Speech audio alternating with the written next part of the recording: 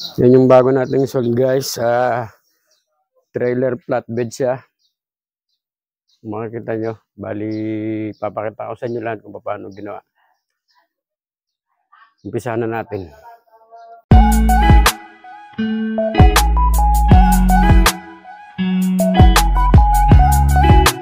Hello guys, ngayong araw ipapakita ko sa inyo yung bago naming sold. Bali yan.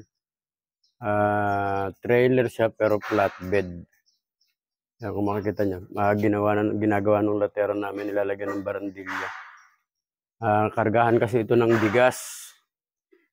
Lahat ng mga sako, bigas, abono. Pwede rin dito guys yung semento. Yan, ginawa na yan. Nilagyan na ng barandilya. Bali, hindi pa ito tapos guys, pinipinis pa. Yan, ayusin pa yung mga yan. Tapos, yung gulong, papalitan pa natin yung gulong na yan. Tapos, itong railing, ayusin na lang yan, pero maganda naman Tapos, pinturahan. Yung flooring, ayan o. Makita nyo yung flooring. Ginrinder na para pag nilagyan ng sako, hindi mapupunit yung sako. Tapos guys, maglalagay tayo ng clearance light pero hindi pa ngayon, hindi pa sila nilatapos. Hindi na dito sa railing, dito na tayo maglalagay ng clearance light sa gilid. Bali, 5 siya, ilalagay natin. Bali, 10 siya. 10 siya, 5 kabilaan.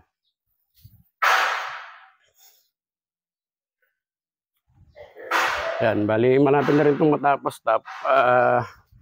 Pagkatapos nila, pipinturahan na ito. Pagtapos pinturahan, tsaka ko lang lalagyan ng electrical, lalagyan ng mga ilaw na yan.